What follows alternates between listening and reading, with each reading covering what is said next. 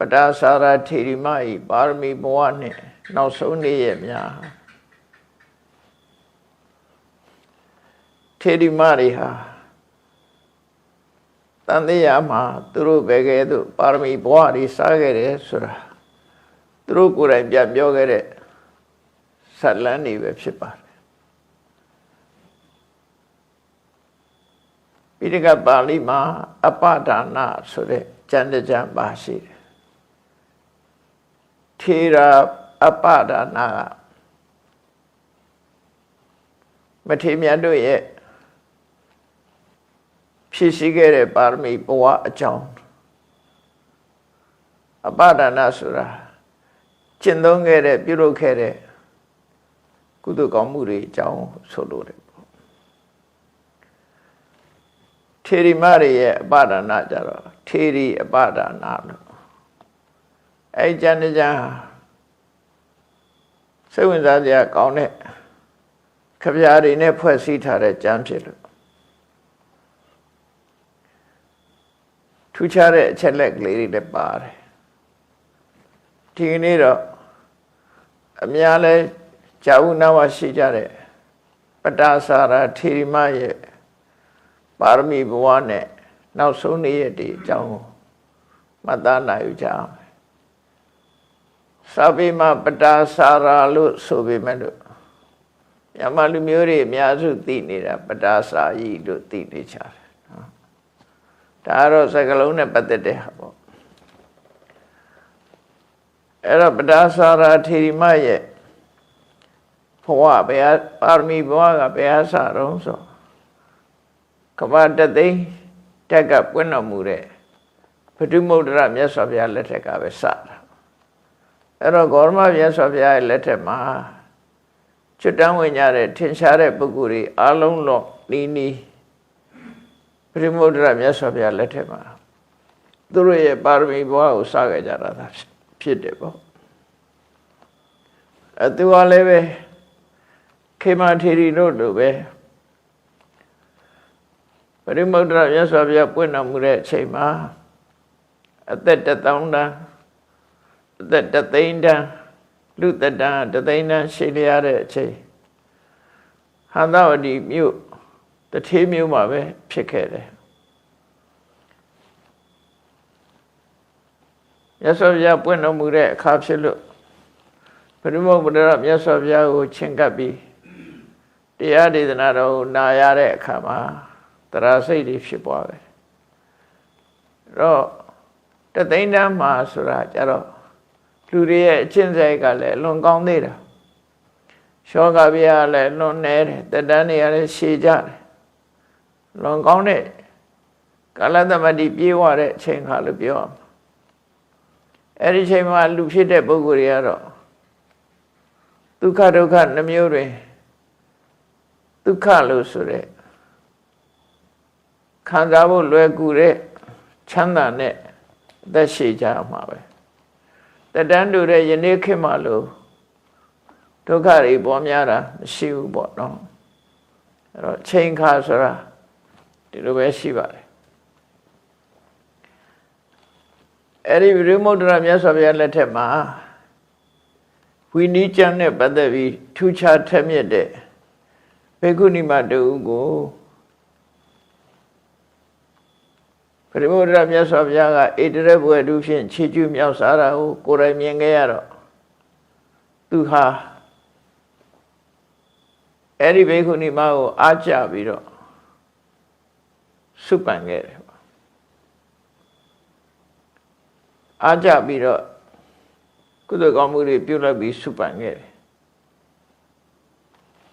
Piamushi Tangarigo, Konya Didi. As Luigi Pelo, now so nema. Then and down there, Lu Miasavia the Goromia, Chiro, Napune, Utai Biro, shouted. Yadea Wanita, Wira, Ito, Atamake, Muni. Tarita Hamoida, me yeti, Tesati, Naika. Shinopia, Longere, Shieni, Mioka. Shibiagore. Chichu get it. ဘေကုဏီမဝိနည်းယာမှာထူးခြားတဲ့ဣရေဝရရတဲ့ဘေကုဏီမအဲ့ဒီဘေကုဏီမလူမျိုးဒီကုသိုလ်ကောင်းမှုကြောင့်တပည့်တော်မှာဖြစ်ပြရစေလို့ဆုတောင်းတဲ့အခါမှာမြတ်စွာဘုရားကအနာဂတမိအတ္တနေလစ္စတိတံမနောရတံအနာဂတဉာဏ်တော်နဲ့ချိပြီးတဲ့အခါမှာသင်လိုချင်တာရလိမ့်မယ်သင်ရဲ့စိတ်အလိုဆန္ဒဟာပြေဝလိမ့်မယ်ဒီကဘာကနေပြီးတော့ကဘာတသိန်းလွန်မြောက်သွားတဲ့အခါမှာအောက်ကကမျိုးနွယ်မှာဖြစ်တဲ့ခောရမဗုဒ္ဓဆိုတဲ့လောကမှာပွင့်လိုက်မယ်အဲ့ဒီခောရမဗုဒ္ဓရဲ့သာသနာမှာဓမ္မအမွေခံဓမ္မရဲ့ဖန်တီးအောက်တဲ့ဖန်တီးအပ်ပြီးမြတ်စွာဘုရားရဲ့ရှင်နှစ်သီးကြဖြစ်တဲ့ပတ္တာစာရာဆိုတဲ့နာမည်နဲ့ဘေကုဏီမှာဖြစ်လိမ့်မယ်လို့ဖြာရိစကားမျိုးကြားလိုက်တဲ့အခါမှာအလုံးလုံးဝမ်းမြောက်ဝမ်းသာဖြစ်ပြီးအသက်ထက်ဆုံးမဲ့မေတ္တာစိတ်ကြီးမားစွာဖြင့်မြတ်စွာဘုရားကိုသံဃာတွေနဲ့တူတယ်ကွလှူဒန်းမှုပြုတယ်ပြုစုလို့ကြွေးတယ်ပေါ့အဲ့ဒီကုသိုလ်ကံတွေကြောင့်သူရဲ့ဆုတောင်းဆုပန်မှုတွေစေရနာဆွမ်းအားတွေနဲ့လူဘဝကကွယ်လွန်နေဆရောက်တဲ့အခါမှာတာဝရိန္ဒာနတ်ပြည်မှာဖြစ်တယ်ပေါ့နောက်ဒီပတ္တကဘာမှာကတ္တဗဆိုတဲ့မြတ်စွာဘုရားပွင့်တော်မူလာတယ်အဲ့ဒီကတ္တဗမြတ်စွာဘုရားလက်ထက်မှာတော့ခေမထေရီမလို့လိုပဲဥပဋ္ဌာကောမဟေသိတတရအာတိနရိတရောကတ္တဗမြတ်စွာဘုရားရဲ့တပည့်တကာကိကိဆိုတဲ့ဗာရဏသီမင်းကြီးရှိတယ်အဲ့ဒီဗာရဏသီမင်းရဲ့သမီးတော်ခုနှစ်ဘော်ထဲမှာသူဟာဘိက္ခုနီလို့အမည်ရတဲ့သမီးတော်ဖြစ်ခဲ့တယ်ပတ္တာစာရာဘိက္ခုနီမြည်ရတဲ့သမီးတော်ဖြစ်ခဲ့တယ်ဓမ္မံသုတ္တဝါစိနကတပပိစ္ဆသမရောစေကတ္တဗမြတ်စွာဘုရားရဲ့တရားကိုနာရတဲ့အခါမှာအလွန်နှက်ချက်ကြည်နူးစွာသာသနာပေါင်းဝင်လို့တဲ့ဆန္ဒတွေတဖွာဖွာဖြစ်ခဲ့တယ်ခမည်းတော်ကိကိမင်းကြီးထံညီမတွေနဲ့အတူတကွခွင့်တောင်းတော်လဲအနုဇာနိနာနောတာတောခမည်းတော်မင်းကြီးကသူတို့ကိုခွင့်မပေးဘူးခွင့်မပြုသည့်အတွက်ကြောင့်အဂါရေဝတရမယံဝိသဝတ္တသဟတာနိဝိစရိမအတ္တန္တိတာဒါကြောင့်မို့လူကြောင့်ဘဝမှာပဲအနှစ်2000ကာလပတ်လုံးမပြင်းမိဓမ္မအလုပ်ကိုလုပ်ခဲ့ကြတယ်ကောမာရိပြမစရိယရာဇကိညာဒုခေရိတာဘုရင်ရဲ့သမီးတော်တွေဖြစ်ပြီးနန်းတော်မှာချမ်းချမ်းသာသာအသက်နေထိုင်ရပြီးအပြုစင်ဘဝနဲ့ပဲမြတ်သောအကျင့်ကိုကျင့်ပြီးနေထိုင်ကြတယ်ဖရာသာကြောင်းတဲ့ညီမခုနှစ်ဘောဟာစိတ်တူကိုမြဖရာသာကြောင်းတဲ့နဲ့ဝမ်းမြောက်ဝမ်းသာဖြစ်နေကြတယ်သမဏီသမဏဂௌဒာသဘိက္ခုနီဘိက္ခုတာယိကာဓမ္မစေဝသူရမသတတ္တမိတံဃာတာယိကာလို့အမည်နာမတွေခေမထေရီမတို့လိုပဲသူဖော်ပြတယ်သမဏီတဲ့သမဏဂௌဒာဘိက္ခုနီဘိက္ခုတာယိကာဓမ္မသူရမတံဃာတာယိကာလို့ညီမခုနှစ်ပဲကိကိဘီရင်ကြီးရဲ့သမီးတော်ညီမခုနှစ်ဖော်တယ်မှာအဟံဥပလဝနာသခေမဗဒ္ဒသဘိက္ခုနီကေတဂောရမီဓမ္မဒိဏဝိသခာဟောတိတတ္တပိဒီညီမခုနှစ်ဘော်တွေဟာအခုပတ္တာစာရာရဲ့မြတ်စွာဘုရားလက်ထက်ရောက်တဲ့အခါမှာဥပလဝနာရဲ့ခေမာရဲ့ဗဒ္ဒရဲ့ကိတဂောရမီရဲ့ဓမ္မဒိဏရဲ့ဝိသခာရဲ့လို့ခေါ်တော့မြတ်စွာဘုရားလက်ထက်မှာလာရောက်ပြီးတော့ဖြစ်ကြတယ်အဲ့ဒါလို့ကုသိုလ်ကောင်းမှုတွေလုပ်လာခဲ့သည့်အတွက်ကြောင့် ကုသိုလ်ကံရဲ့ဆွမ်းအားကြောင့်ဒီဘဝကလူဘဝကကတ္တဗဘုရားလက်ထက်မှာလူဘဝကကွယ်လွန်နေဆောက်ရောက်သွားတဲ့အခါမှာတာဝရိန္ဒနတ်ပြည်ရောက်တယ်အဲ့လိုပဲနောက်ဆုံးခေါ်ရမြတ်စွာဘုရားပွင့်တော်မူတဲ့နောက်ဆုံးဘဝရောက်လာတဲ့အခါကျတော့တာဝတိမြို့ရှိတဲ့ဥစ္စာချမ်းသာကြွယ်ဝတဲ့တထေးသမီးလာပြီးတော့ဖြစ်တယ်အဲ့တော့အလုံးဟာ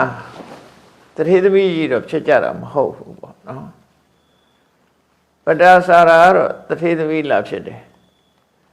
အဲ့ဒီတထေးသမီးဖြစ်တဲ့အခါမှာစိတ်တွေစိတ်ထားတွေနှုတ်ပြတဲ့အရွယ်ဆိုတာအတွေးတွေချွတ်ချော်တာမျိုးတွေဖြစ်လာတတ်တယ်ပေါ့နော်ဒါကြောင့်မို့ယဒါသယုပန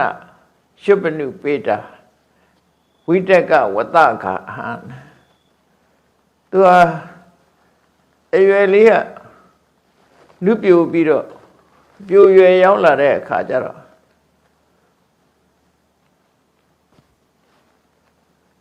စိတ်ရဲ့နောက်အတွေးတွေရဲ့နောက်အတွေးတွေကိုမလွန်ဆန်နိုင်တဲ့အနေအထားမျိုးရောက်တယ်ပေါ့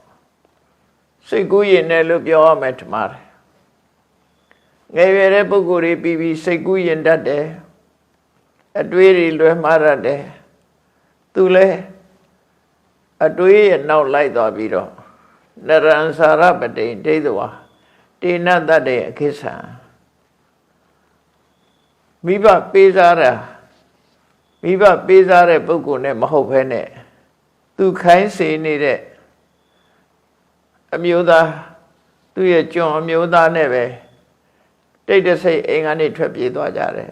ဒါပတ္တာစာရီရဲ့ဇလံကိုသိထားကြတဲ့အတိုင်းပေါ့နော်အဲ့လိုပဲမောက်မှားပြီးတော့ကိုယ်စိတ်ကိုမနိုင်လို့ဒီလိုဖြစ်သွားကြတော့ဧကပုဒ္ဒပတုဒဟံထုတိယောကုသိယမမအဲ့တော့ဒိဋ္ဌစိတ်မိဘတွေနဲ့ဝေးရအရက်ကိုသွားပြီးတော့ပုံနေကြတာဒီလိုဇလန်းတွေကခဏခေတ်လည်းရှိတာပါပဲနော်ရှိတာပဲအဲ့ဒီချိန်မှာပထမသားလေးတစ်ယောက်ရတယ်ဒုတိယကလေးကဝမ်းထဲမှာရှိတယ်အဲ့ဒီပထမကလေးရပြီးတော့ဒုတိယကလေးဝမ်းထဲရောက်တဲ့အချိန်မှာ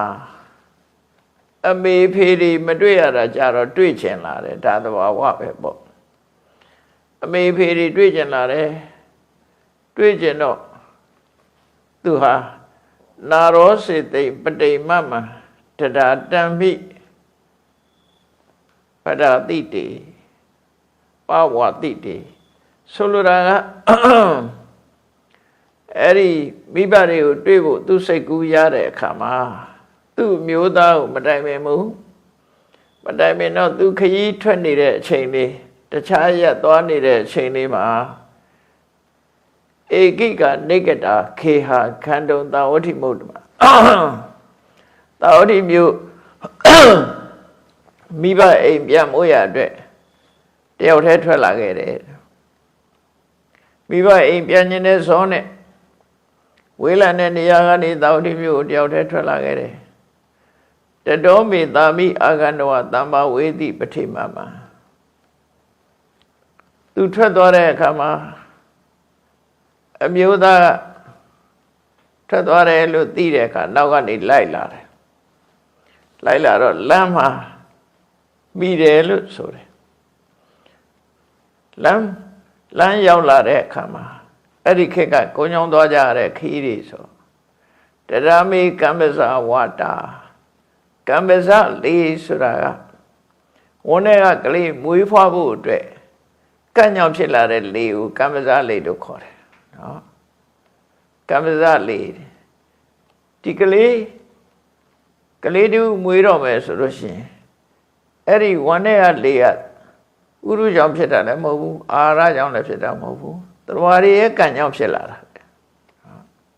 ဒါကြောင့်ကမ္မဇလေးလို့ခေါ်တယ်ကန့်ညောင်ဖြစ်တဲ့လေးအဲ့ဒီလေနဲ့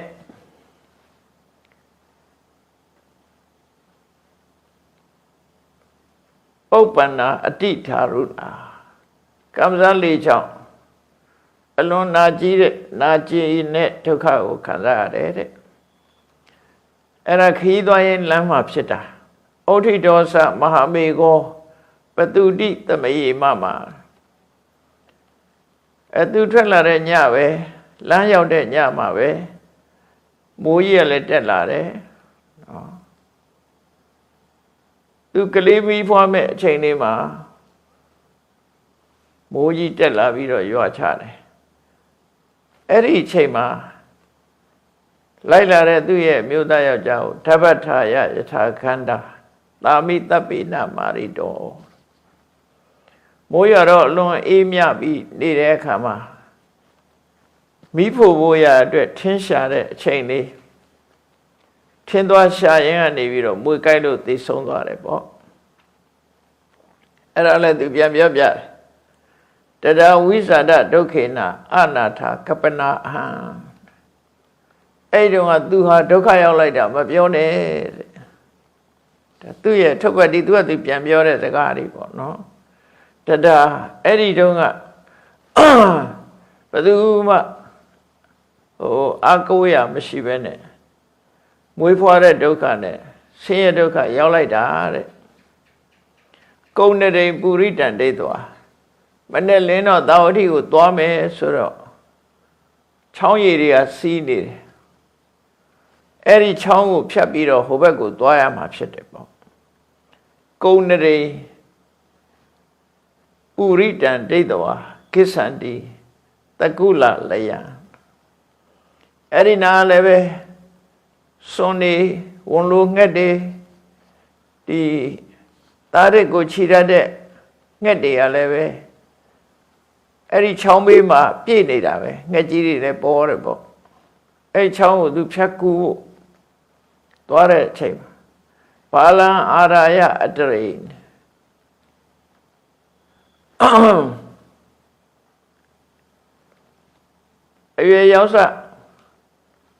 အရွယ်ရောက်ပြီးလမ်းလျှောက်နိုင်တဲ့ကလေးလေးကိုခေါ်ပြီးတော့မြစ်ကူးတယ်ဟိုဘက်ကူးတယ်ပေါ့လေပါရကုလေသဧကကံဟိုဘက်ကံကူးသွားတယ်ကူးသွားပြီးတော့အဲ့ဒီကလေးငယ်လေးကိုခြိပြီးတော့ဟိုဘက်ကံကိုကူးသွားတယ်ဒီဘက်မှာကလေးလေးတယောက်ကြံရတယ်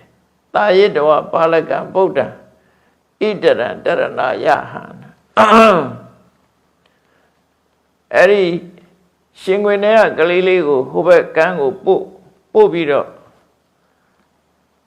ကလေးလေးကိုတိတ်ထားခဲ့ပြီးတော့ဒီဘက်ကန်းကြံရတဲ့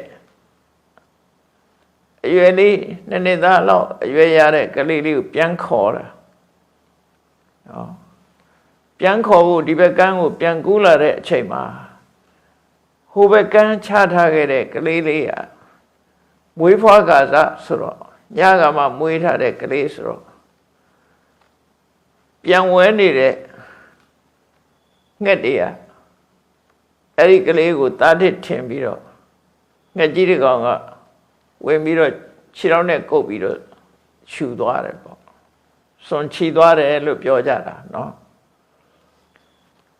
စားရဲမှာတော့ဝန်လိုငှက်လို့လည်းသုံးတယ်ချီးတဲ့ငှက်ကြီးတွေဆိုဝင်ပြီးတော့ခြေထောက်နဲ့ကုပ်ပြီးတော့ခြူသွားတာဖြစ်နိုင်တယ်ပေါ့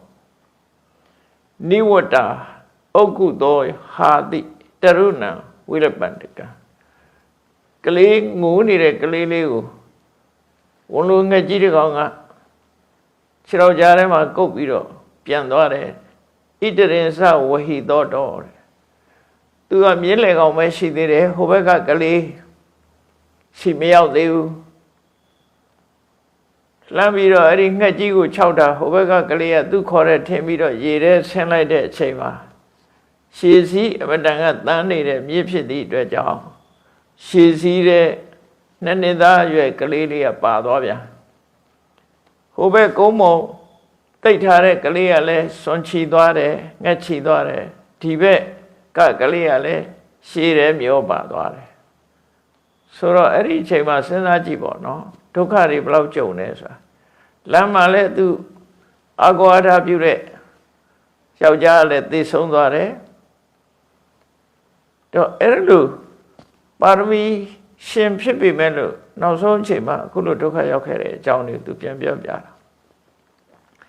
သာဝတိနဂရံဂတ္တဝအသောသိမ့်သစနေမတိအဲ့လိုဖြစ်သွားတဲ့အချိန်မှာရှင်တွေကတောကပထမကြီးမားတယ်ပေါ့ဒါပေမဲ့လို့သူဖြေနိုင်သေးတာဘာရှိတော့လမ်းမှာယောက်ျားသိခဲ့တယ်ကလေး2ယောက်လုံးလဲတယောက်ကရေထဲမျောသွားပြီတယောက်ကစွန့်ချသွားပြီအဲ့တော့ဖြေလို့ရတာဘာရှိသေးတော့ဆိုသာဝတိမြို့မှာအမေဖေရှိသေးတယ်ဆိုတဲ့အတွေ့နဲ့အတင်းထားတယ်အတင်းထားတယ်ဒါပေမဲ့တောကကတော့အကြီးကျယ်ဖြစ်နေပြီပေါ့နော်အဲ့ဒီမှာ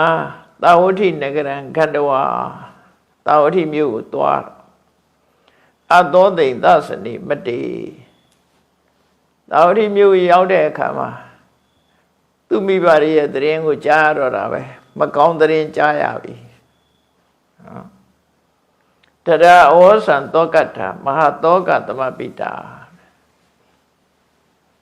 အဲ့တော့ဒီထဲမှာဘာဖြစ်တယ်လို့တော့သိချာမပါဘူးဓမ္မပဒတို့ဘာလို့မှကြတော့လေကြီးမိုးကြီးကြပြီးတော့အိမ်ပြိုပြီးတော့ဆုံးသွားကြတယ်လို့ဒီလိုပါတယ်တခုဖြစ်သွားတယ်ပေါ့နော်အဲ့ဒီမှာသာဝတိမြို့ကမိဘတွေရဲ့သတင်းကြားလိုက်တဲ့အခါ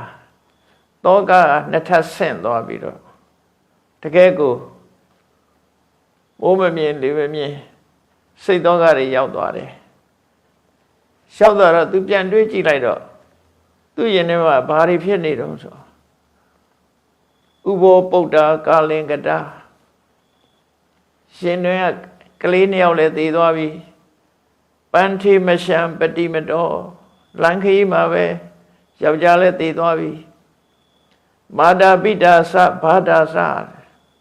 အမေရောအဖေရောမောင်လေးရောဧကစိတံမိတရှရေ3ယောက်3လောင်းကိုတခါတည်းပေါင်းပြီးတော့တကြိုလိုက်ရတဲ့တပြိုင်နဲ့သေသွားတယ်3လောင်းပြိုင်တပြိုင်နဲ့သေသွားကြတယ်အဲ့တော့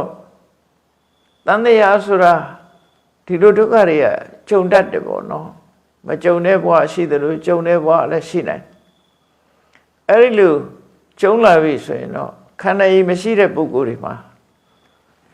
အကြီးအကျယ်တော့ကဖြစ်သွားဒါကြောင့်မို့သူ့ရင်ထဲမှာဒါပဲတွေးတယ်ဥဘောပုဒ္ဒါကာလင်္ကတာကလေး2ယောက်လည်းသေသွားပြီပန္တိမရှံပတိမတော်လမ်းမှာယောက်ျားလည်းသေသွားပြီမာတာပိတာသဘာတာသဧကစိတံမိတရှရေအမေရောအဖေရောမောင်ရောဒီတပြိုင်နဲ့ပေါင်းပြီးမိသကြိုခံရပြီအဲ့ဒါလို့နှုတ်ထဲကဒီလိုကြီးပြောသွားပြီးတော့သူဟာအမှတ်တင်ညာတွေလွတ်သွားတယ်ဝိတင်ကြီးလို့ခေါ်တယ်ခေါင်းထဲကသူ့ဘဝကိုမှတ်နိုင်ခြင်းမရှိတော့ဘူးဒီတောကတွေလွှမ်းမိုးပြီးတော့မှတ်နိုင်ခြင်းမရှိတော့မှတ်နိုင်ခြင်းရှိတော့အဝတ်ကျွလို့လဲကျွမှမသိတဒါခိတာသပန္တုသအနာထာဓိနမာနတာအကိုရမရှိတဲ့အခါမှာဒုက္ခရဲ့လွှမ်းမိုးမှုကိုခံရတော့အယုသမဘဝရောက်သွားပြီတကူလုံးလဲပိန်ချုံလို့နော်အသားရည်ကလည်းဖြူဖြစ်သွားတယ်တထေသမီးဘဝကစုပ်ပြတ်သွားတယ်ပေါ့ဒီချိန်မှာနော်အဲ့လောက်ထိဒုက္ခရောက်သွားတယ်ဣတောတတောဗမန္တိဟံဟိုသွားလိုက်ဒီသွားလိုက်ဘယ်နေရာမှသူမရပ်တည်နိုင်ဘူးနေရာအနှံ့ပြားလျှောက်သွားစကားကဒါပဲပြောတယ်နော်အဲ့ဒီလို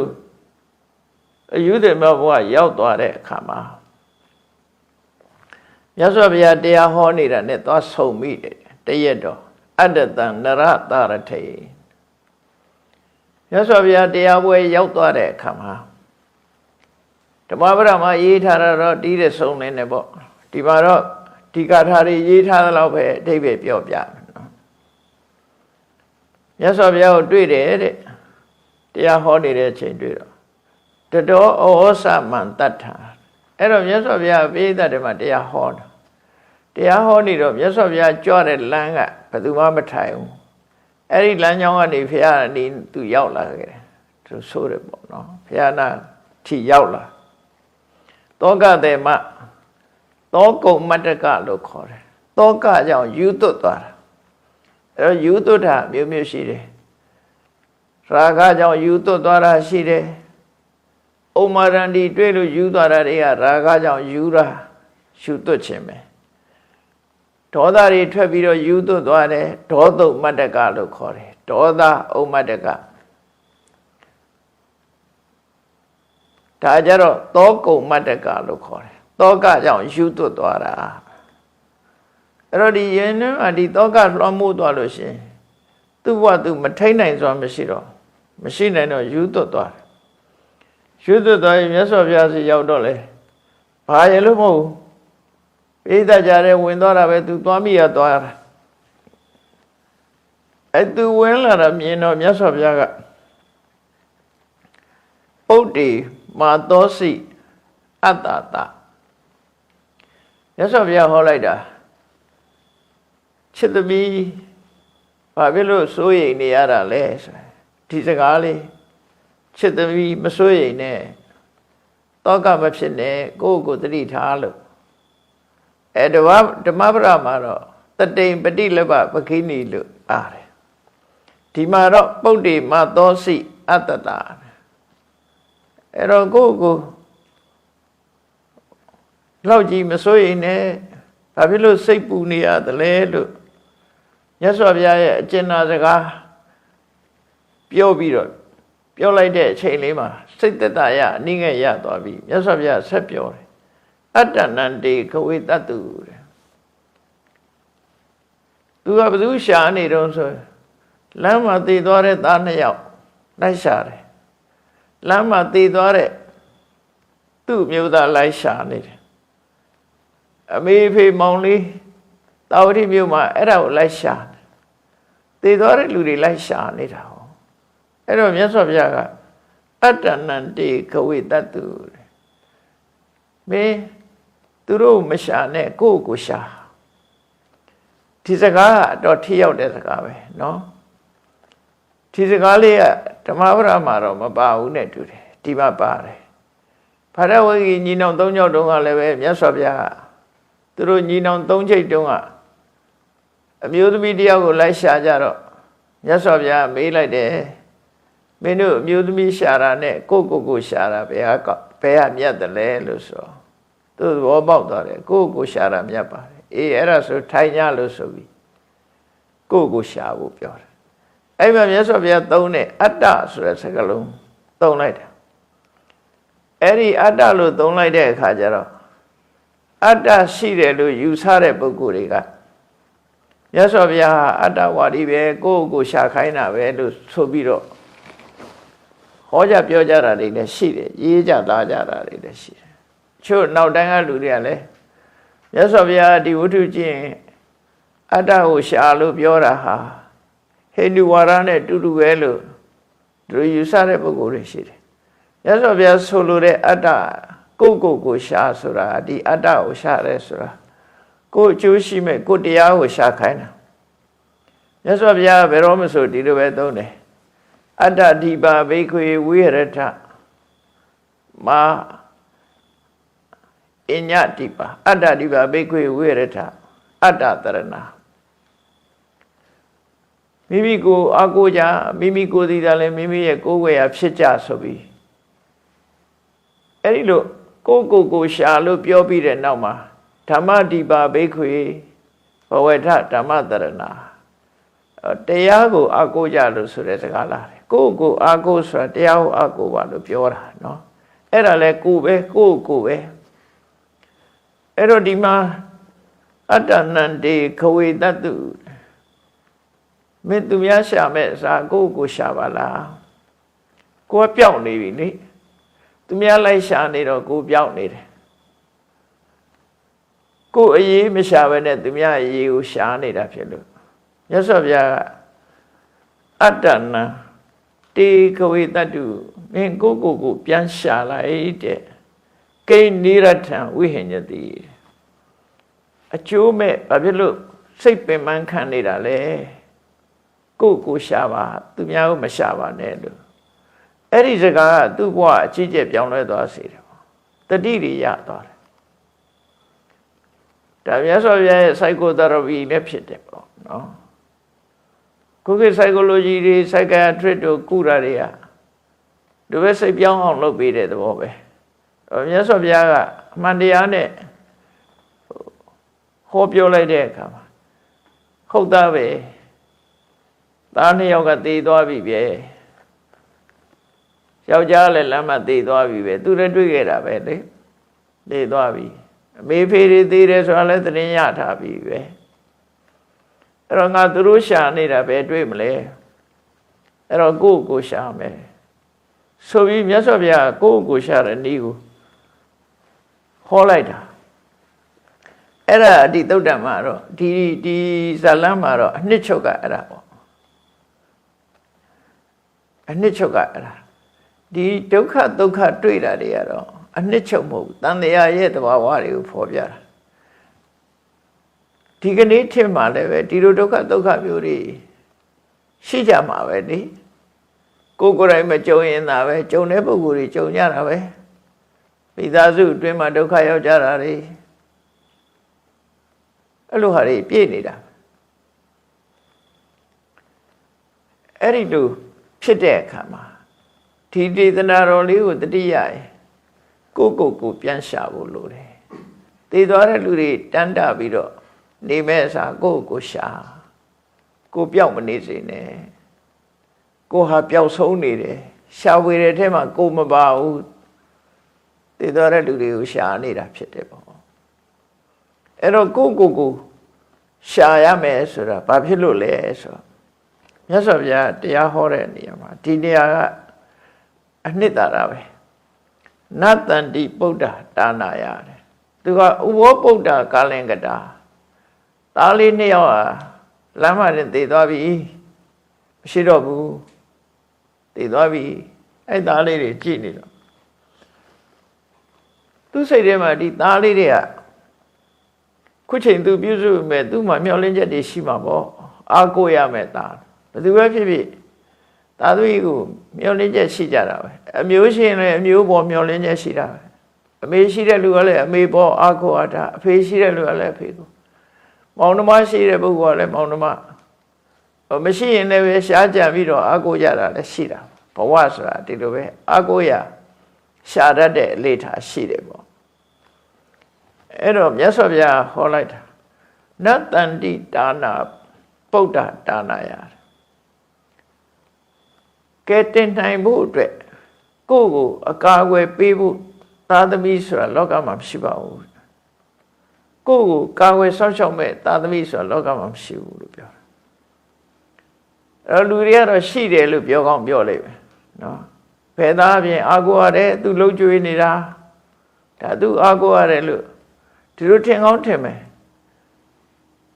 တော့အာကိုရတဲ့အပိုင်းလေးတွေကြည့်မယ်ဆိုရင်တော့ဖြစ်ကောင်းဖြစ်နိုင်တယ်ပေါ့နော်သို့တော့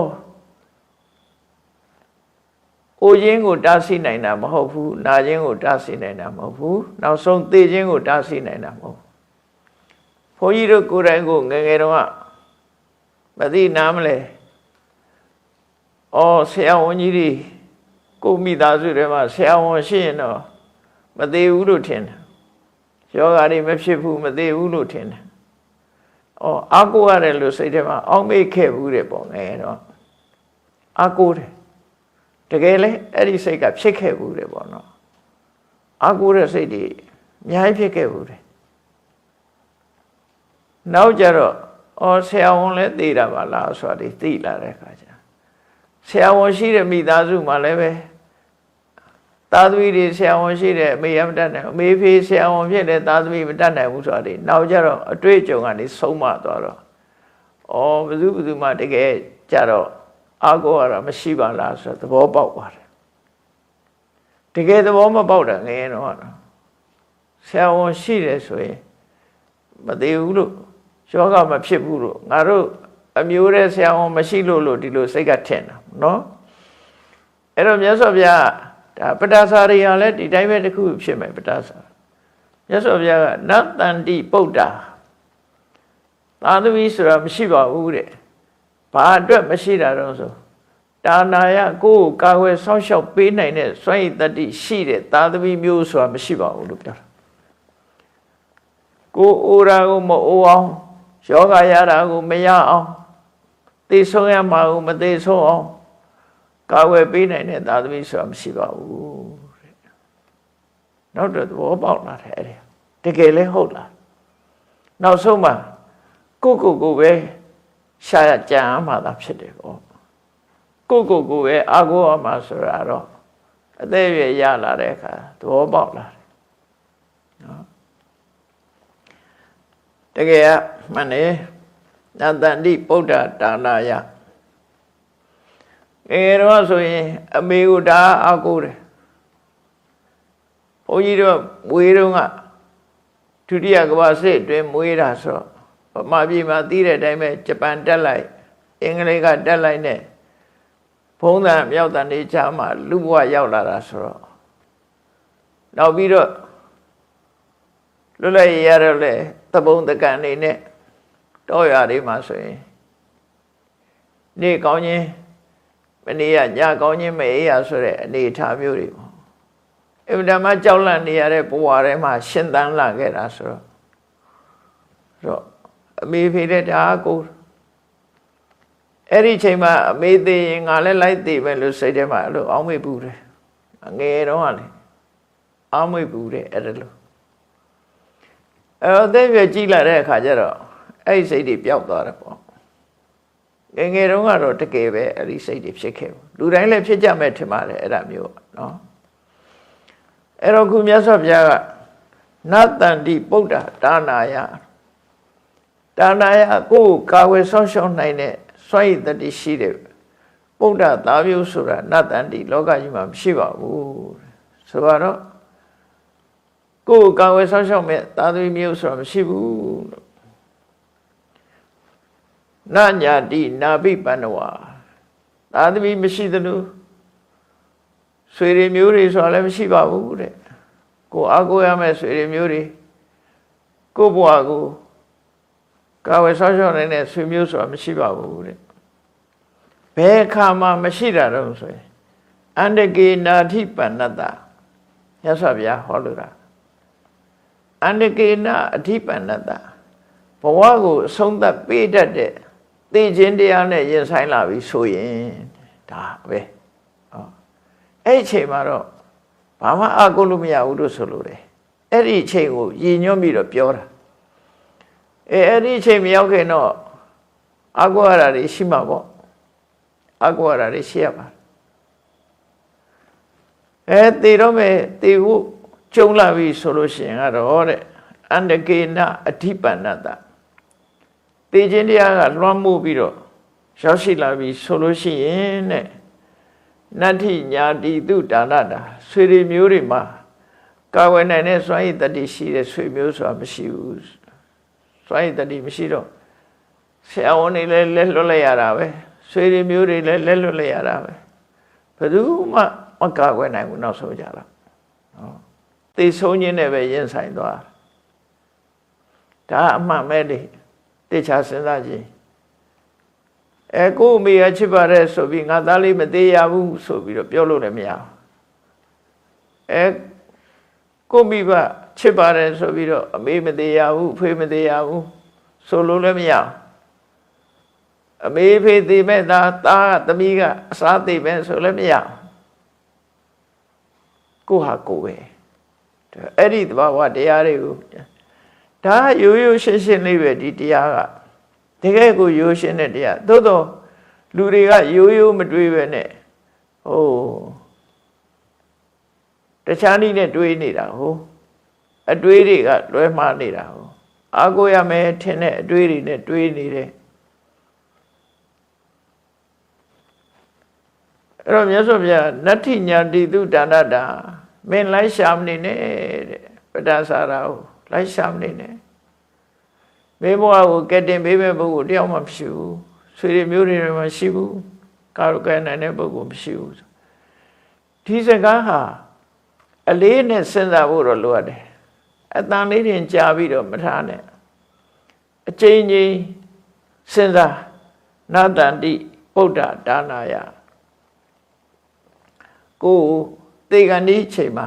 မသေးရအောင်ကိုတားဆီးနိုင်တဲ့သာသမီမရှိဘူးသေခြင်းမှကာဝယ်ပေးနိုင်တဲ့သာသမီမရှိဘူးဆွေတွေမျိုးတွေမရှိဘူးချက်ကြည့်လိုက်ဆရာဝန်လည်းမရှိဘူးတမားတော်လည်းမရှိဘူးဘယ်သူမှကိုသေတဲ့အချိန်ကိုဘယ်ဆွေမျိုးဘယ်မိတ်ဆွေဘယ်သူမှပိုက်ဆံနေပေးပြီးတော့ကာဝယ်လို့လည်းမရဘူးဘာနည်းနဲ့မှကာဝယ်လို့မရဘူးမန္တန်မှုတ်ပြီးကာဝယ်လို့လည်းမရဘူးနော်ဘာနဲ့မှကာဝယ်လို့မရဘူးလို့ဆိုလို့တယ်ပေါ့နော်အလုံးဟာနောက်ဆုံးမှာသစ္ဆုံးခြင်းဆိုတာရင်ဆိုင်ကြရတယ်ဖြစ်တယ်အဲ့ဒါကိုမြတ်စွာဘုရားဟောတာအန္တကေနဘဝကြီးကိုဆုံးသက်ပေးတတ်တဲ့သေမင်းသည်အဓိပ္ပဏတ္တလွှမ်းမိုးနှိမ့်ဆက်နေရလွှမ်းမိုးနှိမ့်ဆက်မှုခံနေရတဲ့ပုဂ္ဂိုလ်ဖို့ဒါနာယမသေးရအောင်ကာဝယ်ဆောင်ရှောက်ပေးမယ်ပုဒ္ဒနတ္ထိသာသမီနတ္တန္တိပုဒ္ဒသာသမီဆိုတာမရှိဘူးနာညာတိနာပိမတဝါဆွေတွေမျိုးတွေဆိုတာမရှိဘူးနတ္ထိညာတိသူဒါနတာကိုယ်ဆွေမျိုးတွေထဲမှာအဲ့လိုစွမ်းရည်တတ္တိရှိတဲ့ပုဂ္ဂိုလ်ကာကွယ်နိုင်တဲ့ပုဂ္ဂိုလ်တယောက်မှမရှိဘူးတော့မရှိဘူးလို့ပြောတာဒါကိုအချိန်ချင်းစဉ်းစားမယ်ဆိုလို့ရှိရင်တကယ်စဉ်းစားရင်တောကဖြောင်းနိုင်တော့ဆရာရှိတယ်ပေါ့နော်အာကိုတဲ့စိတ်လည်းလျော့သွားလိမ့်မယ်အဲ့တော့အာကိုကမှခုနကမြတ်စွာဘုရားဟောတယ်လို့အတ္တနံတေခဝေတ္တုမင်းကိုရှာအာကိုရမဲ့ပုဂ္ဂိုလ်လိုက်မရှာနဲ့အာကိုကမှကိုယ်သာလင်းဖြစ်တယ်ဆိုတာမြတ်စွာဘုရားပြောတာနော်ကိုပဲရှာသူများတွေအာကိုစရာလို့သွားပြီးတော့ဆိုလိုတာကသူများကိုအာကိုပြီးတော့မနေနဲ့ကိုသာကောင်းအောင်လုပ်ဖို့အရေးကြီးတဲ့ဆိုကိုတရားနဲ့ကိုနေဖို့အရေးကြီးတဲ့ဆိုတာဒါကိုဟောလို့တာအဲ့ဒီတော့ဒီကရာလေးဒီဆုံးမလေးနဲ့ပဲပတ္တာစာရဟာကျွတ်တရားရသွားတာလေတောကကြောင့်သူကငကိုယ်တော့ကသားလေးနှစ်ယောက်ပေါ့လေသူမျောလင်းမှာပေါ့အာကိုရမယ်ယောက်ျားလည်းအာကိုရမယ်အမေတွေဖေတွေလည်းအာကိုရမယ်ထင်ပြီးတော့ပြန်လာတာဟုတ်နောက်ဆုံးမှာအလုံးကသူ့ကိုစွန့်ပြီးတော့ထွက်ခွာသွားတဲ့အခါမှာအာကိုရဆိုတာသူ့မှာမရှိတော့ဘူးလို့ဖြစ်သွားတယ်အဲ့ဒီအချိန်မှာမြတ်စွာဘုရားတည်သွားတဲ့လူတွေမရှာနဲ့ကိုပြန်ရှာအဲ့ဒီစကားကြောင့်မို့လို့တန်တုတ်တော်မုဏိနောဝါကြံပထမဖလမစ္စကံမြတ်စွာဘုရားရဲ့ဆုံးမစကားလေးကိုနားထောင်ရင်းပဲသူဟာသောတာပန်ဖြစ်သွားတယ်နော်သဘောပေါက်သွားတယ်သောတာပန်ဖြစ်တယ်ဆိုတာရှင်ထဲမှာဘာရှာမယ်ဆိုတော့သဘောပေါက်သွားတာ ਨੇ တန်တရားကင်းသွားတာပဲလေဒိဋ္ဌိနဲ့ဝိသိကိစ္စဆိုတာရှင်ထဲမှာပေါ့သွားတယ်တဘာဝတရားတွေဆိုတာပဲရမရဲတာမရှိဘူးအလုံးသိလာတယ်ကိုပြန်ရှာမယ်ဆိုတာသဘောပေါက်သွားတယ်သဘောပေါက်သွားလို့အမြင်မှန်သွားတယ်အရင်ကမှားနာကိုရှာမယ်ဆိုတာသူများလည်းရှာနေတယ်မှားနေတယ်လမ်းကြောင်းလွဲနေတယ်အဲ့ဒါလမ်းကြောင်းတက်ပေးလိုက်တာဒိဋ္ဌိဆိုတဲ့မှားရင်းတဲ့အမြင်တစ်ခုဖယ်ရှားလိုက်နိုင်တယ်ဝိသိကိစ္စဆိုတဲ့ဘာလို့မှမသိတန်တရားပွားနေတာတစ်ခုကြော်လွားလိုက်နိုင်တယ်ဟောဒီတစ်ခုဖယ်ရှားလိုက်တာနဲ့သောတာပန်ဆိုဖြစ်သွားတယ်နော်သောတာပန်ပုဂ္ဂိုလ်ဖြစ်သွားတယ်အဲ့သောတာပန်ဖြစ်သွားပြီဆိုတဲ့အခါမှာမြတ်စွာဘုရားထံခွင့်တောင်းပြီးတော့ဘေကုဏီဘဝရောက်တာမြတ်စွာဘုရားဘေကုဏီကျောင်းကိုလွှတ်လိုက်ပြီးဘေကုဏီဘဝနဲ့ပပိစိတဝနာနစိရအရဟတမပ္ပပုနေအယူဘဝတောကကြောင့်အယူမဘဝရောက်သွားတဲ့ပတ္တာစာတွေဟာဘေကုဏီဖြစ်လို့သိမကြလိုက်ပါဘူးတဲ့အရဟတမပ္ပပုနေယဟန္တာမဖြစ်သူရောက်ရှိသွားပါတယ်တဲ့အဲ့တော့အထူးကျင့်ရတာမဟုတ်ဘဲနဲ့အရဟတမေဆိုတဲ့အရဟတဖို့ဆိုတဲ့အရဟတမေဆိုတာရလိုက်တာနဲ့တပြိုင်နက် ရတ္တဖို့ဆိုတဲ့အကျိုးနဲ့အတူတကွတကူဣတိပတ်တွေအကုန်လုံးပါသွားတယ်ပါရမီရှင်တွေကြတော့အထူးကျင့်နေရတာမဟုတ်ဘူးဥမာပဲပုဝေနိဝသနုဒတိဉာဏ်ရအောင်လုပ်နေရတာမဟုတ်ဘူးဒေဝစကုဉာဏ်ရအောင်လုပ်နေရတာမဟုတ်ဘူးသီးသန့်လုပ်เสียမလို့ပဲနဲ့အရတ္တဖို့အရတ္တမဲ့ဆိုတဲ့ဒီမဲ့ရလိုက်တာနဲ့တပြိုင်နက်အရတ္တဖို့နဲ့အတူတကွခုံလူဝိသေသတွေအကုန်လုံးပါလာတယ်လို့ပြောတာနော်အဲ့ဒါဒီတခါတည်းတပြိုင်နက်ရသွားတာတာမန်ပုဂ္ဂိုလ်တွေကြတော့တာမန်ပုဂ္ဂိုလ်ရဲ့အရဟတမေကတော့အရဟတဖို့ဆိုတဲ့အကျိုးတစ်ခုတည်းပဲပေးတယ်တကောအဲ့ဒီဘက်မရအောင်ရိုးရိုးဖြစ်တဲ့ယန္တာပုဂ္ဂိုလ်မျိုးတွေလည်းရှိတယ်အရဟတဖို့ပဲကျိုးပေးတယ်ကျန်တာမပေးဘူးအေးပဒါစာရီတို့လိုထူးခြားတဲ့ပဒါစာရာတို့လိုပါရမီရှင်တွေကြတော့ရသင့်ရလိုက်တဲ့ခုံလူဝိသေသတွေစွန့်ရည်တတိတွေတပြိုင်နက်အကုန်ရသွားတယ်တဲ့အဲ့ဒါကိုသူပြောတာဣတိသုစဝတိဟောမိတကူတွေပေါ်မှာလဲတကူဣတိပတ်အရာမှာလည်းပဲစွန့်ရည်တတိရတယ်တဲ့ဒေဝယသောတဓာတုယ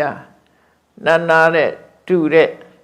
ဒေဝသောတအဘိညာဉ်နဲ့ရတယ်ပရစိတ်တာနိသာနာမိသူတော်ဘာကိုစိတ်ကိုသိနိုင်တဲ့စေတောပရိယညာအဘိညာဉ်နဲ့ရတယ်တတ္ထုသာသနာကာရိကာမြတ်စွာဘုရားအဆုံးအတိုင်းလိုက်နာကျင့်သုံးလိုက်တာအကုန်ရတယ်ပုဝေနိဝသံသာနာမိရှေးဘဝတွေလည်းသိတယ်ဒေဝစက္ခုဝိသောရိတံဒေဝစက္ခုဆိုတဲ့နတ်မျက်စိအဘိညာဉ်မျိုးကိုလည်းရခဲ့တယ်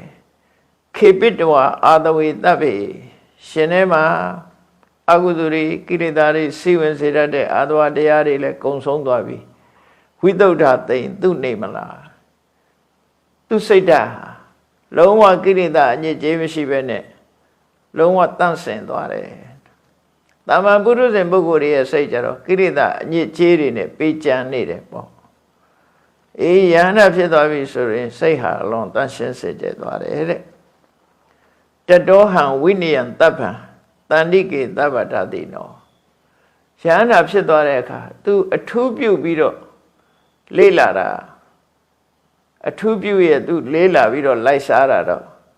မြတ်စွာဘုရားပြည့်ညတ်တဲ့ဝိနည်းကျမ်းပဲဖြစ်တယ်ပြောမဆိုရင်ဥပရိဘွဲ့ယူတာပေါ့လူတွေလည်းတူတူပဲလေဥပရိပညာရှင်ဆိုတာကိုယ်ဝါဒနာနဲ့ကိုယ်လိုကြတာပဲလေအဲ့တော့လူပြောမဆိုရင်တော့ဒါဥပရိဘွဲ့တူကိုသူရအောင်ရှုတာမြတ်စွာဘုရားပြည့်ညတ်တဲ့ဝိနည်းစည်းကမ်းတွေကိုသူနှုတ်တဲ့ရအောင်ဆောင်းတယ်လေးလာတယ်ဘေကုဏီတွေထဲမှာသူစွမ်းစွမ်းဓမ္မဝိနည်းနဲ့ပတ်သက်လာလို့ရှိရင်မြတ်စွာဘုရားထံတော်မှာဝိနည်းတွေသင်တယ်ဒါတွေကမသင်လို့မတတ်ဘူးလေဥပရိသမားတွေကလည်းဥပရိသင်ရတာပဲဖတ်ရတာပဲဥပရိတွေအလွတ်ရအောင်လုပ်ရတာပဲလေအဲ့တော့တတောဟံဝိနယံတပ္ပံတန္တိကေတပ္ပတတိနောမြတ်စွာဘုရားရဲ့ထံကမြတ်စွာဘုရားချမှတ်တဲ့ဝိနည်းဥပရိသတွေအားလုံးကိုဥက္ကဟိန်တပ္ပဝိထာရံအချင်းမဟုတ်ပဲနဲ့အကျဲကိုသူမှတ်ယူတယ်တဲ့ဗျာရိန်စယထာတထံဝိနည်းနဲ့ပတ်သက်ပြီးတော့ကျွမ်းကျင်တော့အမှန်တိုင်းဆုံးဖြတ်နိုင်တယ်ဘယ်ဥပရိယအပြစ်ရှိတယ်ဘယ်ဥပရိယအပြစ်လွတ်တယ်ဆိုတာလေဝိနည်းနဲ့ပတ်သက်ပြီးဥပရိပိုင်းဆိုင်ရာမှာကျွမ်းကျင်နေပါတဲ့ဘေကုဏီမဖြစ်လေးလာလိုက်စားခဲ့တယ်ဆိုတာဒါလေးလာလိုက်စားမှပဲထူးချွန်တာကိုစီနောတတ္တမိန်ခုနေတုတ်ထောမြတ်စွာဘုရားသူ့ရဲ့ဝိနည်းအရာလိမ္မာကျွမ်းကျင်တာလေးလာလိုက်စားတာကိုသိရတဲ့အခါမှာသူ့ကိုဧတရယာတုနဲ့ချီကျူးပြီးတော့ဘေကုဏီတွေမှာဝိနည်းကျမ်းဂန်ကိုရှင်တဲ့နှလုံးထဲရောက်အောင်ဝိနည်းကိုဆောင်းထားတဲ့နှုတ်တဲ့ဆောင်းတဲ့ဘေကုဏီမတွေထဲမှာပတာစာရဝဧခိကာတဲ့ပတာစာရဟာတကယ်ကိုတယောက်တည်းအထူးချွန်ဆုံးပါပဲလို့သူဟာဥပရိယေယဘေကုဏီဘေကုဏီတို့ရဲ့ဥပရိယေယမှာကျွမ်းကျင်တဲ့ယောသူကြီးဖြစ်တယ်အဲ့ဒါတွေပြောပြီးသူဘ ရိစိန်နောမယတတ္ထာကတံဘုရတသာသနာဩဟိတောခရုကောပါရောဘဝနိတိသမုဟတာယန္တာဖြစ်သွားတဲ့ပုဂ္ဂိုလ်တိုင်းဟာမြတ်စွာဘုရားကိုကျေးဇူးတုံးဆက်လှုပ်ကြွေးပြုစုအပ်ပြီးဖြစ်သွားပြီဘုရားရဲ့ကျေးဇူးတွေကျေးဇူးဆက်ပြီးသားဖြစ်သွားပြီကတံဘုရတသာသနာမြတ်စွာဘုရားရဲ့အဆုံးအမတော်ကိုပြည့်ဝလိုက်နာပြီးသားဖြစ်သွားပြီဩဟိတောခရုကောပါရောတကယ်လေးလံတဲ့ဝန်တုပ်ဝန်ပိုးကြီးကိုချပြီးသွားပြီဘဝနိတိသမုဟတာဘဝကိုဘဝတစ်ခုကနေဘဝတစ်ခုကိုပို့ဆောင်သွားတဲ့တဏှာကိုလည်းပဲအမြစ်ပါမကြအောင်တဏှာရဲ့အမြစ်ကဘယ်သူတုံးဆိုရင်အဝိဇ္ဇာပဲသမူလံတဏှာမပု္ပ္ပရှာစာတဏှာရဲ့အမြစ်ကအဝိဇ္ဇာနော်အဲ့ဒီအဝိဇ္ဇာပါနှုတ်ပယ်လိုက်ပြီလို့သူတို့ဆိုလိုတယ်ယတတယပပစီတောကာရသမအနာဂါရိယံသောမိအထောအနုပ္ပတောသဗ္ဗတယစနခေယောဘုရားမြတ်စွာသာသနာတော်ကိုဘိက္ခုဘိက္ခုနီဖြစ်ဝင်ရောက်ကြတဲ့ပုဂ္ဂိုလ်တိုင်းတွေဟာရည်ရွယ်ချက်ပန်းတိုင်ရှိတယ်ဘာအတွက်ဝင်ကြတာလဲအဲ့တော့သာသနာပေါင်းဝင်တာအဲ့ဒီခေတ်မှာအမျိုးသားတွေသင်္ကန်းဝတ်သွားတဲ့အခါမှာအမျိုးသမီးလောကကဘယ်လိုထင်ကြတော့ဆိုနောင်ဘဝနတ်ပြည်ကနတ်သမီးချောချောလေးတွေနဲ့တွေ့ဖို့သင်္ကန်းဝတ်တယ်လို့ဘယ်သူကပြောလိုက်တယ်မသိဘူးအဲ့တိုင်ယုံကြည်နေကြတာအမျိုးသားတွေသင်္ကန်းဝတ်သွားလို့ရှိရင်အဲ့တော့နောင်ဘဝနတ်သမီးတွေနဲ့နေရတယ်ဟုတ်ချင်လည်းဟုတ်မှာခုခေတ်လည်းပဲတချို့ဘာသာတွေရှိတယ်လေကောင်းကင်ဘုံမှာနတ်သမီးတွေနဲ့နေရတယ်ဆိုတဲ့ယုံကြည်တာတွေရှိတယ်လေမနေရဘဲနဲ့ဟိုဘက်ကလှမ်းတစ်ချောင်းဒီဘက်ကလှမ်းတစ်ချောင်းနဲ့နောက်ကနေပြီးတူထမ်းနေတဲ့ငရဲရောက်သွားရင်တော့ဒုက္ခတူနဲ့ထုလှမ်းနဲ့ထိုးခံရတဲ့အနေထားမျိုးရောက်သွားနိုင်သေးတယ်အကုသိုလ်ဖြစ်နေလို့ရှိအဲ့တော့အဲ့လိုစိတ်ကူးရင်ကြတာတွေရှိတယ်လေဖះလက်ထက်ကအမျိုးသမီးတွေကငယ်ငယ်ရွယ်နဲ့ယဟန်တော်တွေသူတို့အိမ်တော်ဘက်တွေကသာသနာပေါင်းဝင်သွားတဲ့အခါမှာနောင်ဘဝတူတူပြောကြရတာဘာဖြစ်လို့ဘုန်းကြီးဝတ်ကြတာဘာဖြစ်လို့ဘုန်းကြီးဝတ်ကြတာအိမ်နောင်ဘဝနတ်သမီးတွေနဲ့ဟိုဘက်900ဒီဘက်900နတ်သမီး1000နဲ့နေဝတ်ကြတယ်လို့ပြောတယ်တော့အဲ့လိုအမှတ်မှားနေကြတာတကယ်ကတော့အဲ့ဒီလိုမဟုတ်ဘူးတဲ့ယတထာယပပစီတောကာရသမအနာဂါရိယံသောမိအထောအနုပ္ပတောရှင်တဲ့ကိလေသာတွေအပူတွေအလုံးကိုရှင်းနိုင်တဲ့အဆင့်ရှင်ထဲမှာစိတ်နှလုံးအေးချမ်းပြီးတော့ကိလေသာတွေကင်းစင်သွားတဲ့အနေထားပန်းနိုင်ပဲအရဟတဖလပရိယောသနာဘဂဝတောသာသနာမြတ်စွာဘုရားရဲ့သာသနာတော်ရဲ့ဥဒိချက်ပန်းနိုင်ဟာအရဟတဖို့ပဲဖြစ်ပါတယ်အရဟတဖလဆိုတဲ့ယဟန္တာတွေရရှိတဲ့အကျိုးမျိုးကိုဆိုလိုတယ်ပေါ့အရဟတဖို့ဆိုဖို့လို့ပြောလို့သိပြီးတော့စိတ်ကတမျိုးထင်ရတယ်ပေါ့နော်အရဟတမေခဆိုတဲ့ကုသိုလ်ဟာဒီကုသိုလ်ရလိုက်တာနဲ့တပြိုင်တည်းရှင်ထဲမှာရှိတဲ့လောဘဒေါသမောဟအားလုံးဟာလုံးဝကုန်သွားတယ်သူဖြစ်လိုက်တာနဲ့လုံးဝကုန်သွားတယ်အဲ့ဒီအရဟတမေကအကျိုးပေးတဲ့အကျိုးတရားကဘာလို့ဆိုအရဟတဖလားရှင်ထဲမှာကိလေသာကင်းစင်သွားတဲ့အနေအထားမျိုးကိုဆိုလိုတယ်ပေါ့တော့ယင်ထဲမှာကိလေသာကင်းစင်သွားတဲ့အနေအထားမျိုးဟာဘယ်လောက်ချမ်းသာမလဲဆိုတာစဉ်းစားကြည့်ပေါ့နော်မရသေးခင်ကတော့မှန်းရုံပဲမှန်းလို့ရဒေါသမရှိတော့ဘူးလောဘလည်းမရှိတော့ဘူးမာနတွေလည်းမရှိဘူးအိတ်တလည်းမရှိဘူးစိုးရိမ်တာတွေပူပန်တာတွေလည်းမရှိတော့ဘူးဆိုဘယ်လောက်အေးချမ်းသွားမလဲအယန္တဖြစ်သွားတယ်ဆိုတာအဲ့ဒီအရတ္တဖို့ဆိုတာရှင်ထဲမှာပူလောင်တာတွေမရှိဘဲနဲ့အေးချမ်းသွားတဲ့အနေအထားတစ်ခုမျှော်မှန်းပြီးတော့သင်္ကန်းဝတ်ကြတာဖြစ်တယ်အဲ့ဒီအဆင့်ရောက်အောင်သွားကြတာနော်အဲ့ဒီအဆင့်ဟာရတ္တဖို့ရပြီဆိုတာ ਨੇ ရတ္တမဲ့ရပြီဆိုတာ ਨੇ ရတ္တဖို့ဆိုတာရသွားတယ်အဲ့ဒါဟာသင်္ကန်းဝတ်ခြင်းရဲ့မျှော်မှန်းချက်လမ်းဆုံးပန်းနိုင်ပဲဖြစ်ပါတယ်တော့ပြောမယ်ဆိုရင်နိဗ္ဗာန်ကိုဥတည်ချက်လို့လည်းပြောမယ်ဆိုပြောနိုင်တယ်ပေါ့ရှင်တွေကကိလေသာကုန်သွားတာကိလေသာပြိနိဗ္ဗာန်ကိလေသာကုန်ခြင်းကြောင့်နောက်ခန္ဓာတွေရုပ်တည်နံတွေနောက်ထပ်ပြန်မဖြစ်တဲ့အခါမှာကံကုန်သွားတယ်ရုပ်ပြန်မဖြစ်တဲ့အခါမှာခန္ဓာလည်းကုန်သွားတယ် ကိလေသာကုံတာကပထမခန္ဓာကုံတာကဒုတိယအဲ့တော့ကိလေသာနဲ့ခန္ဓာကုံသွားပြီဆိုရင်နောက်ထပ်ပြန်ဖြစ်เสียမရှိတော့အဲ့ဒီလွတ်မြောက်မှုဟာလည်းပဲသာသနာတော်ဝင်ရောက်ခြင်း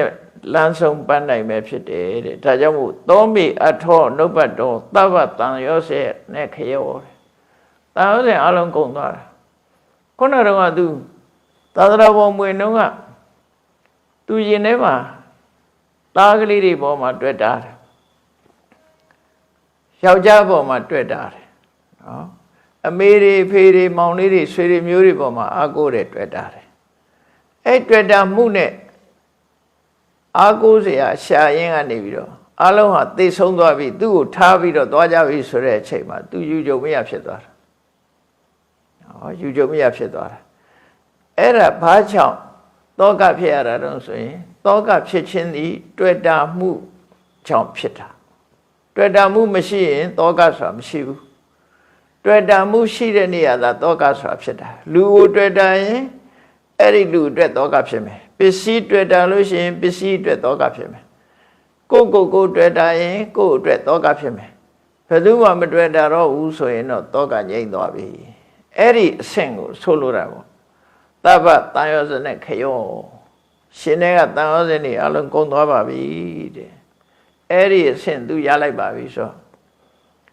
သားလေးနှစ်ယောက်တည်သွားတာလဲမတွေးတော့ဘူးမပူတော့ဘူးတင်ယောက်ျားဆုံးသွားတာလဲမပူတော့ဘူးမိဘနှစ်ပါးပေါင်းလေးနဲ့အတူပြီးသိညိုလိုက်တာလဲတွေးပြီးတော့ဝါမနေတော့ဘူးအဲ့ဒါတွေမရှိတော့ဘူးလို့ဆိုလို့တယ်အဲ့တော့နောက်ဆုံးမှာသူဟာကိလေသာတွေရင်ထဲမှာကုန်အောင်ရှုမြိုက်ပြီးသားဖြစ်တယ်ဘဝတွေအလုံးကိုဖယ်ရှားပြီးသားဖြစ်တယ်မြတ်စွာဘုရားထံသူရောက်လာတာဟာကောင်းသောရောက်လာခြင်းဖြစ်တယ်အမြဲတမ်းအကျိုးရှိတယ်မြတ်စွာဘုရားသာသနာတော်မှာအထက်တန်းကြတဲ့ပဋိသမိတာဉာဏ်စားတဲ့ဉာဏ်တွေကိုလည်းသူရရှိတယ်မြတ်စွာဘုရားရဲ့သာသနာတော်လှုပ်တဲ့လှုပ်ထိုက်တာတွေသူဟာယဟနာဖြစ်သွားရင်လှုပ်ပြီးဖြစ်သွားတယ်လို့အိဋ္ဌံသူထံပတာစာရာဘိက္ခုနီဣမကာထာယောဘာသိဋ္ဌာတဲ့ပတာစာရာမြည်ရှိတဲ့ဘိက္ခုနီမဟာဟောဒီကာထာတွေနဲ့သူ့ဘဝစာကြောင်းကိုမိန့်ကြားမှတ်တမ်းတင်ခဲ့ပါတယ်လို့အပဒမှာဒီလိုဆိုထားတာဖြစ်တော့တရားချစ်ခင်သူတော်စင်ပြိဿအပေါင်းတို့ဘဝဆိုတာဒုက္ခနဲ့ကြုံတွေ့ရလို့ထိုဒုက္ခတွေပေါ်မှာအတွေးမှားနေလို့ရှိရင်ခန္ဓာကြီးမရှိကြလို့ဆင်းရဲဒုက္ခတွေမျိုးစုံကြုံကြရတယ်အမှန်မသိလို့ဘဝကိုရရှိထားတဲ့အချိန်မှာ